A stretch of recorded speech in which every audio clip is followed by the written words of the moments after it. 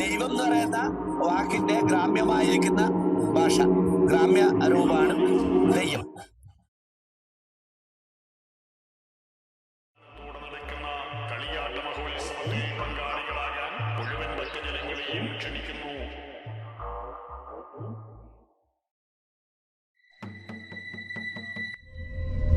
തെയ്യം എന്ന് പറയുന്നത് അടിസ്ഥാനപരമായി ഹീറോയിക് കൾട്ടാണ്.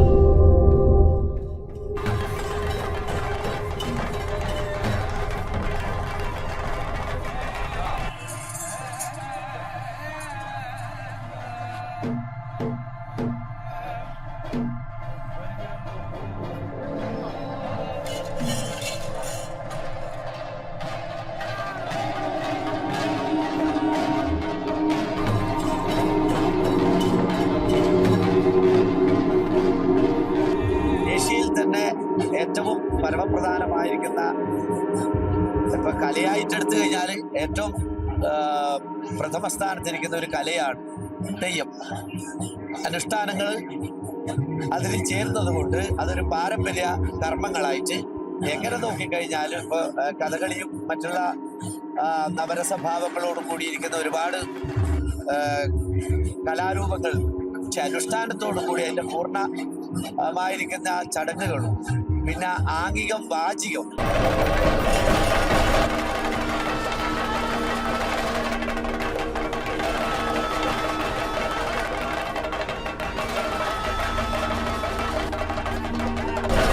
കാലത്തെ മറികടന്ന നാടിന്റെ സംസ്കാരത്തിൽ അലിഞ്ഞു ചേരുന്ന ദൈവികാനുഭവം.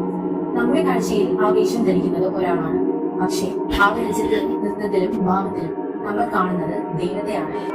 തെയ്യം കേരളത്തിന്റെ ഏറ്റവും പഴക്കമുള്ള ആരാധന രീതികളിൽ ഒന്നാണ്. ഇത് ദ്രാവിഡ സംസ്കാരത്തിന്റെ അനുഷ്ഠാനമായി കാണപ്പെടുന്നു. തെയ്യം ഇത് പ്രധാനമായും ആദിവാസി ദളിത് ജനവിഭാഗങ്ങൾ പാലിച്ചിരുന്ന വിശ്വാസങ്ങൾക്കൊപ്പം ദൈവത്തിന്റെ മനുഷ്യാവിഷ്കാരത്തെയും ഉൾക്കൊള്ളുന്നു. തെയ്യത്തിന്റെ ഉത്ഭവത്തെക്കുറിച്ച് നിരവധി കാഴ്ചപ്പാടുകളുണ്ട്. വനദേവതകളെയും ശക്തിദേവതകളെയും ആരാധിച്ചിരുന്ന ആദ്യ മനുഷ്യർ ദൈവങ്ങളെ തങ്ങളുടെ സമൂഹത്തിനകത്തേക്ക് അടുപ്പിക്കാൻ പുതിയ രീതി സ്വീകരിച്ചു. അതായിരുന്നു തെയ്യം. തെയ്യത്തിലെ ശക്തി ദേവത രൂപങ്ങൾ, ദേവി മഹാത്മ്യം, താന്ത്രിക ആചാരങ്ങൾ, ശബ്ദസങ്കല്പങ്ങൾ എന്നിവയെ അടിസ്ഥാനമാക്കിയാണ് ചില തെയ്യങ്ങൾ ഭദ്രകാളിയെയും ചാമുണ്ടിയെയും പ്രതിനിധീകരിക്കുന്നു. ചില തെയ്യക്കഥകൾ മഹാവിഷ്ണുവിന്റെ അവതാരങ്ങളുമായി ബന്ധപ്പെട്ടിരിക്കുന്നു. തെയ്യം ഉത്ഭവിച്ച ഇതിഹാസങ്ങൾ ഏതാണ്ട് 1500 വർഷത്തോളം പഴക്കമുള്ളവയാണ്. മുരുകൻ ശിവന്റെ ഭടനായ ഒരു ശക്തിയാണ്. അവൻ യമനെ നേരിട്ട് തോൽപ്പിച്ചതിനാൽ ഇന്നും പലരും മരിച്ചവരുടെ ആത്മശാന്തിക്കായി മുരുകൻ തെയ്യത്തെ ആശ്രയിക്കുന്നു. ഇതിന്റെ ഏറ്റവും കൂടുതൽ പ്രത്യേകത നമ്മളിപ്പോ ഒരു ബിംബാരാധനയിൽ നിന്നും വ്യത്യസ്തമാറ്റി ഒരു ബിംബത്തിന്റെ മുന്നിൽ പോയിരുന്നു കഴിഞ്ഞാൽ നമ്മൾക്ക് എപ്പോഴും ഉണ്ടാകുക നമ്മളെ സങ്കടങ്ങൾ അങ്ങോട്ട് പറയാനും മാത്രമായി. പക്ഷെ ഒരു കെട്ടിയാടുന്ന ദൈവങ്ങളുണ്ട്, നമ്മള് എന്റെ ദൈവം എനിക്ക് ഇന്നേ ഒരു പ്രയാസമുണ്ട് എന്ന് പറയുമ്പോൾ അത് നേരെ തിരിച്ച് നമ്മൾക്ക് ഒരു ആശ്വാസ വാക്കുകളായിട്ട്, അരുളപ്പാടുകളായിട്ട്, ആശീർവാദങ്ങളായിട്ട്, ബ്ലസ്സിങ് പറയുന്നത് അങ്ങനെ വന്നു ചേരുന്ന ഒരേ ഒരു അനുഷ്ഠാനം തെയ്യം മാത്രമാണ്. മറ്റുള്ളത് നമ്മളിപ്പോ ഒരു ബിംബത്തിന്റെ മുമ്പിൽ അല്ലെങ്കിൽ ഒരു ക്ഷേത്രത്തിൽ പോയി കഴിഞ്ഞാൽ നമ്മളെ സങ്കടങ്ങൾ അങ്ങോട്ട് പറയല, ഒരു റേഡിയോയിലും വെച്ച പോലെ ഒരു അവസ്ഥയാണ്.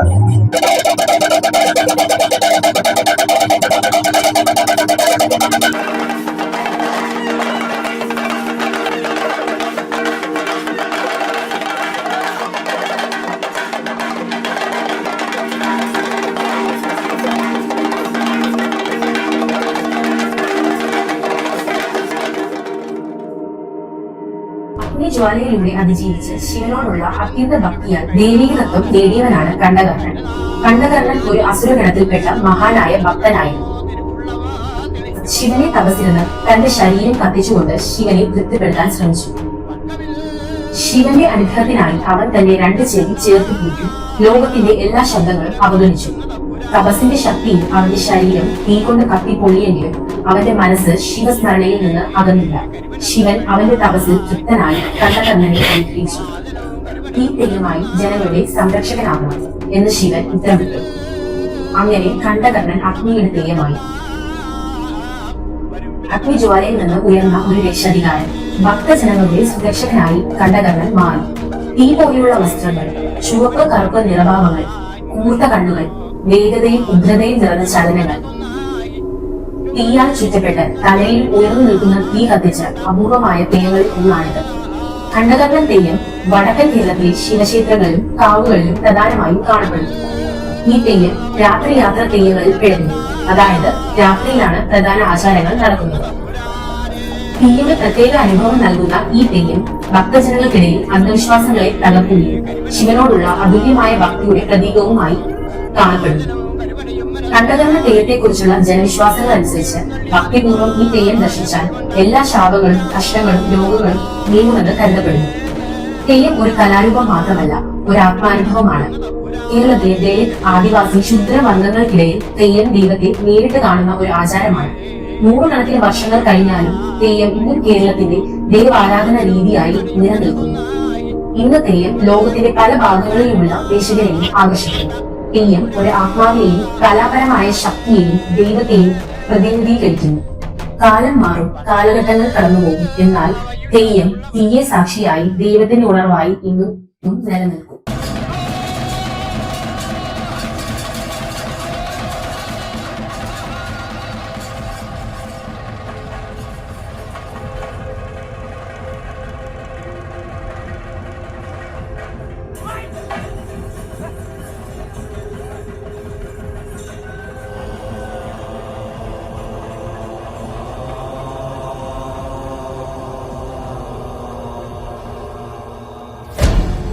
മലവാഴൂ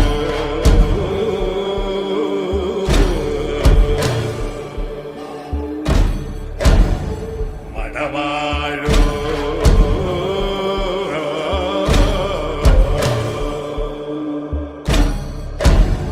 ദൈവത്താലേ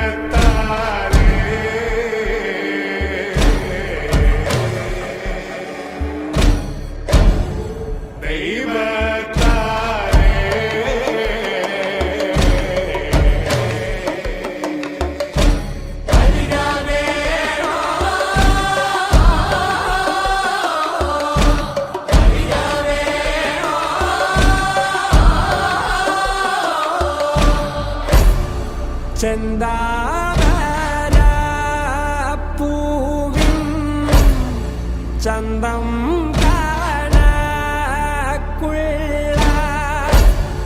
ചെന്തളിർപ്പൂമേനി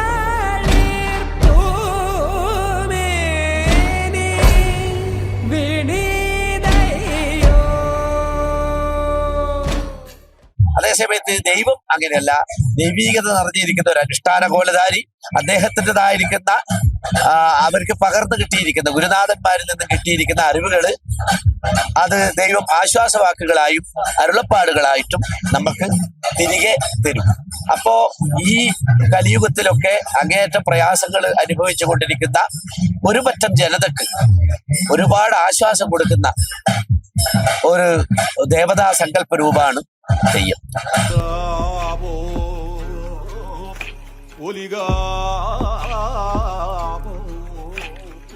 ഒലികാതെ எனவே പന്തൽ ഒലികാപടി